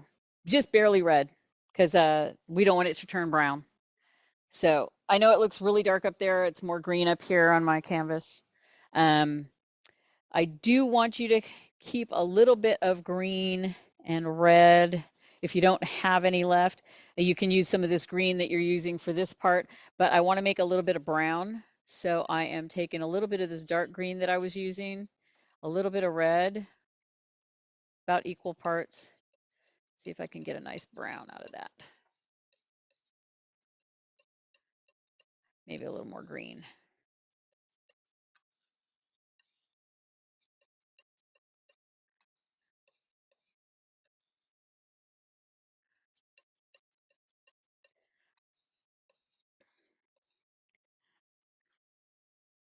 Mute me.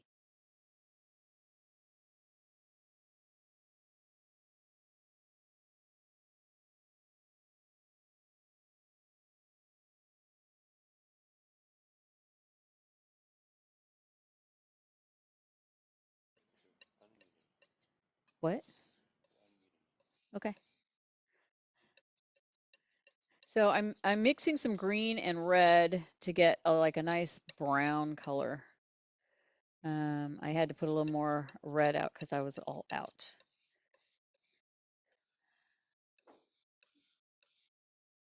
And I might need a little bit more green out, maybe not. But so I'm making this nice brown color. I'm actually going to take a teeny bit of white and mix that in. And this will be for my trunk of my evergreen trees, my trunks. So it doesn't even need to be fully mixed, just a little marbled with that white. Like that. And then I'm wiping off my knife. and I'm getting a little roll. And this one is probably the easiest thing to do with a roll. So I've got this little roll of paint on my knife, and I'm just going to tap it, and we don't want a solid line all the way down, because if you were looking at an evergreen tree, you're going to see the trunk showing through in places, but the some of the branches are going to be covering it from the front side. Otherwise, if you have the trunk all the way down the front, it'll look like there's no branches on this side. So how Bob does it is he just takes that roll and he'll tap right there, right there, right there. He skips parts. And then maybe at the bottom, he makes it a little wider by like just pulling to the side a little bit like that. Good. And then I still have some on there, so I can do my next one. Tap, skip, tap, skip. Oh, and that was weird. And then he'll also take the knife and just do this. Make some extra branches or sticks sticking up, like maybe there's more trees back there. And then I'm going to tap this one too. Tap.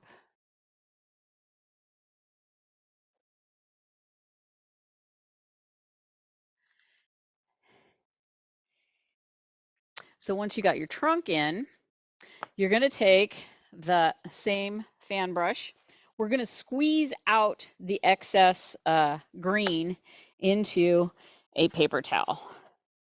Squeeze it out so that all that excess green is coming out. We're not going to clean it.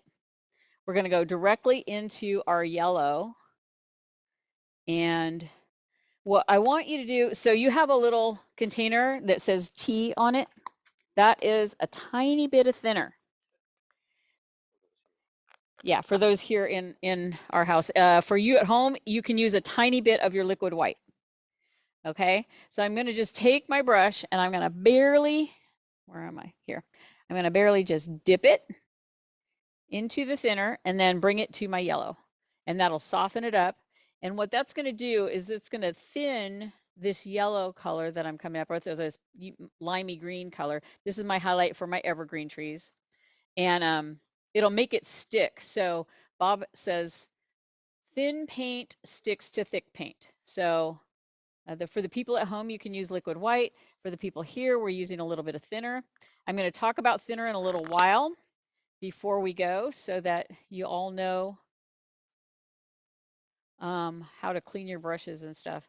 For the people at home, I think there's well, everybody's going to get the video, so it'll have you how to clean it. But again, we're loading up our brush the same way we did before. We're swiping, flip it, swipe, and then do a little push. And this is much lighter green than what we were using for the base of our trees.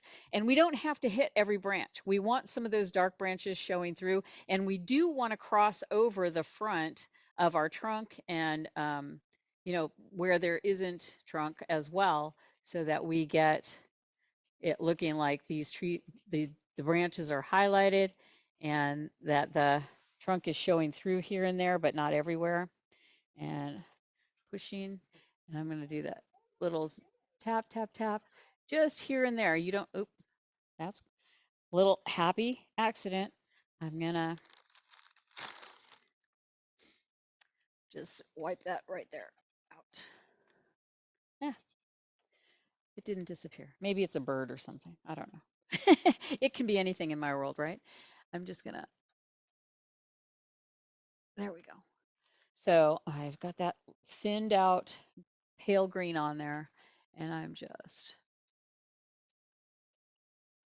tapping back and forth, hitting every few branches so that it covers. Now the trunk looks like it's all the way through. And again, I'm loading up my brush. Going to do the same thing with these smaller trees.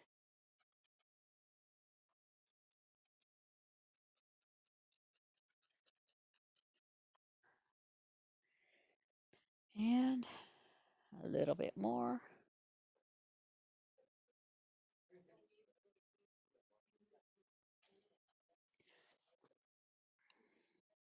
And again, I kind of have my paint really spread out, so I'm just scooping it back up with my knife together into a pile so I can get it onto my brush.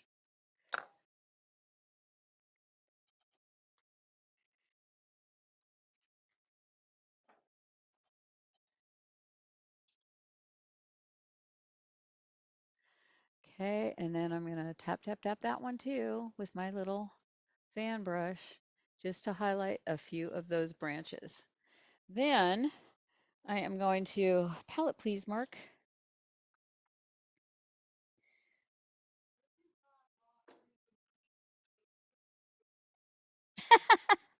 I don't know if he did make mistakes. Yes, he'd usually scrape it and then go over it with a brush with some other color to cover it up completely. Yeah, scrape it with the knife. Like I said, when he did that mall thing where he was he had a painting, it was all trees, and the guy said, "I'll buy that if it has water in it," and he just scraped it out and put it in a lake. You know, oil paint is really easy to work with once you get the hang of it, and you know how you get the hang of it is just playing with it. So, oh, that's not what I want. So what I was doing here, I'm sorry, I was scraping the excess paint out of my fan brush because there's a lot of paint in there.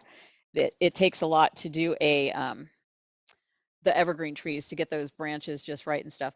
But then you've got all this paint. So I scraped it back out onto my canvas or my palette, and I'm going to load it onto my 1-inch brush. So I'm lightening basically the green. If I have more yellow, I can add more yellow to that color.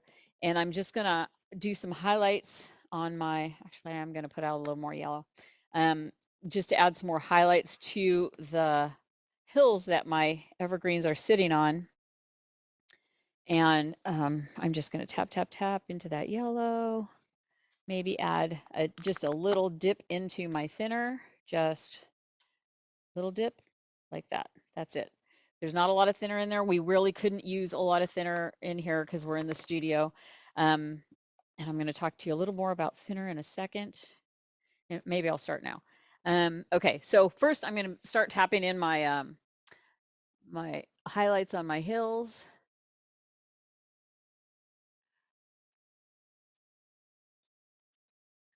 And just to get those having some definition, we're just tapping in some little highlights on our hills. And then, so brush cleaning. Bob Ross does sell paint thinner, and it comes in these quart containers over here. I'll show you on the Zoom in just a second. It comes in the quart containers. And like I said, you can have my price on those. When you get the video, it'll include, it will include my email address. So if you want to buy supplies and paint on your own, or if you want to buy supplies and Zoom paint with me, you can. And then, yeah, you'll have that information if you want to get a hold of me and set anything like that up. Scrape all that green together again. So the Bob Ross thinner is one. The people who used to make the Bob Ross paints and thinner is Weber. And Weber is still out there. They just don't work for Bob Ross anymore, or don't do products for Bob Ross anymore. But they make a great odorless terpenoid. I think it's the exact same thing. Like I said, they used to make the Bob Ross stuff. So you can get that at Michael's, at Blick Art Materials, or at, I think you can get it on Amazon. Be careful if you're ordering any of these solvent type things on Amazon, because they do not ship to all areas. So you may order and think it's coming, and then you'll get an email from them saying they canceled your order because they can't ship to you. So double check that so you don't end up without it when you wanted it or needed it. Blick Art, so Bob Ross thinner, Weber terpenoid. Weber also makes something called terpenoid natural. Terpenoid natural is non-toxic and it's not a solvent. It does clean your brushes really well, but do not use it to thin your paints when you're painting. It's got kind of a natural pine tree-ish scent, kind of. And it's great for cleaning brushes. And like I said, it's not a solvent, but you don't want to use it to thin your paints. Another great thing to use is, and I'm going to show you all these, both online and here in person. And I'm pretty much done with my painting. The last thing you'll want to do, and we don't have the little liner brushes here in our kits to sign our painting. I don't like signing with a brush. I'm just weird that way. A lot of artists think I'm wrong. But I actually wait till my paintings are dry and then sign them with a Sharpie. And Sharpie does make oil paint Sharpie pens now. So you can actually use, something that matches. So that's about our painting for today. Like I said, I do want to go over a few things with you because you are going home with dirty brushes, or you at home have dirty brushes. So I'm going to just go over a couple of things. First, I'm going to go over thinners. So what I was just talking about, I have samples all here. I'm going to come over here to the camera so that everybody in person and online can see, and I'll hold them up for you guys too, or you can come see them in a minute. These come in various sizes at various prices from various locations, and this will all be on the video so you can rewatch it again later. So again, there is, oh, I'm here? No. Yeah, Bob Ross odorless thinner. This is the main stuff. This is what it is, flammable. Even though these may be odorless, if you have them on, like we gave you these little lidded containers, I typically keep mine in a canning jar, and I got plastic lids for my canning jars because they're just easier. They don't rust. But this is a ball jar, and I just keep my thinner in there, and I always keep the lid on unless I'm actively using the thinner, because even though it's odorless, that doesn't mean it doesn't have fumes. And some people get headaches and you can get dizzy. We don't want that to happen. So always have a lidded container to have your thinner in. Again, the Bob Ross odorless thinner. Weber terpenoid is basically the exact same thing. These are the people who used to make the Bob Ross thinner. Now they just make Weber terpenoid. Odorless is what you want, even though you still might get fumes. Keep it covered, etc. Next thing, terpenoid natural. This is, it is non-toxic, non-flammable oil paint cleaner and brush conditioner. So this is for cleaning the brushes, cleaning any oil paint spills, but not for thinning your paint. Okay. Next, Gamblin Gamsol. This is odorless mineral spirits. This is pure odorless mineral spirits, and this can be recycled over and over. So you can basically pour, like if I was using this jar, and when I wash my brushes, and I'm going to show you that really quick too, just because how Bob did it was kind of wasteful. And splattered a lot of thinner all over the place.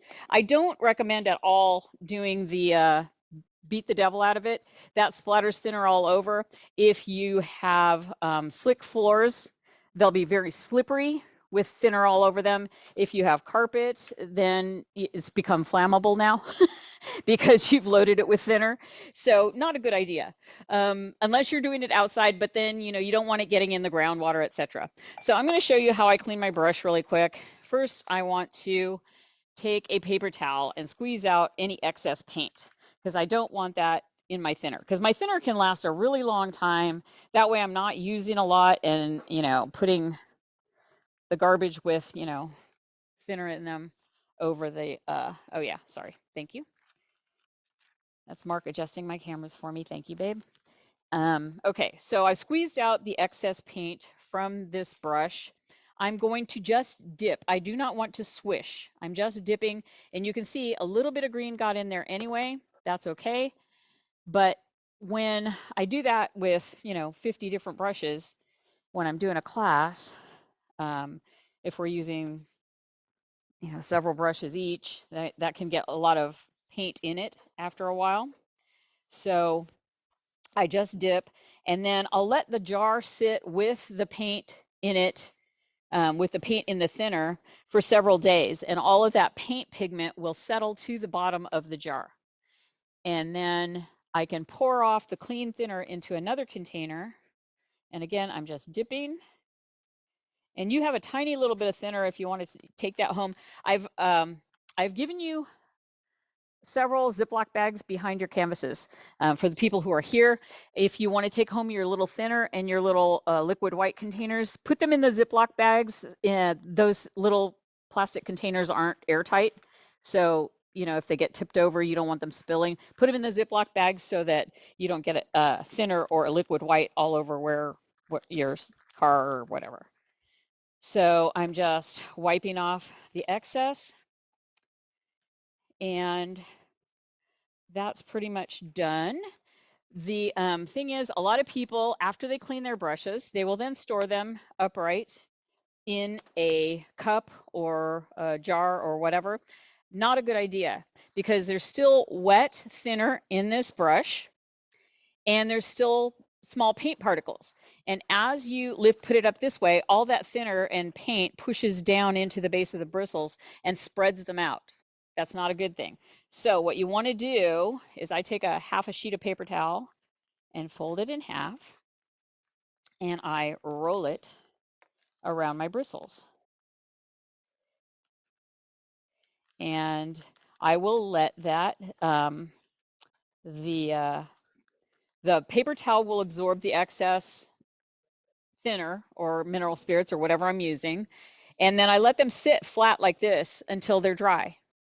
And then that's, you know, then when you unwrap it, your bristles are nice and straight. You haven't got a bushy brush that doesn't work the way you wanted it anymore.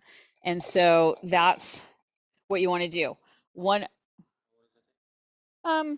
I leave them out for a couple of days to let the thinner absorb all out into the paper towel, and then I throw the paper towels away. Then there's one other thing. So like I said, you've got the big Ziploc bag is for your brushes, so you can take them home. You can clean them later, or if you don't have any thinner at home to clean them, you can take the whole Ziploc bag with the brushes in it, put it in your freezer until you have time to go get some thinner, and it'll stay wet. You never want to clean your oil paint brushes with water. One exception: if you have paint that has completely dried on your oil paint brushes, you can get something called Zep Purple. I don't want you to use this a lot. I don't want you to let your paint brushes dry out with paint in them. But Zep Purple, you can put a little bit of this into a bottom of a jar or, you know, some glass container. Let your brush soak with the dried on paint for a little while, and then rinse it. And if it hasn't loosened up enough, let it soak for a little longer and then rinse it. So you'll basically get it to the point where you can swish the brush around once the paint has loosened up in the Zep Purple. Swish it around, rinse it in hot water, swish it around, rinse it in hot water until there's no more color coming out. Then wrap it in a paper towel again really well, nice and tight, so that all that water can absorb out of it, and that'll save your brush. You know, a lot of people, if they leave their brushes accidentally with dried paint, they will, again, for the people online, Zep Purple. Zep Purple. Huh? Yeah, Zep Purple. So you don't want to do that, but if you accidentally do let your paint brush get all dried out with paint, that's the stuff that works best. And that's the only time you'd want to clean them with water, is if you're using something like that to get the paint out. Yeah. So thank you everybody online for being here with us. We hope you enjoyed yourselves, and you will be getting a link for the whole recording of this event, and you can watch it again as many times as you like. Please don't share the link with anybody else. This is exclusively for you, for donating to PBS KVIE, and we thank you for your support. Thank you so much.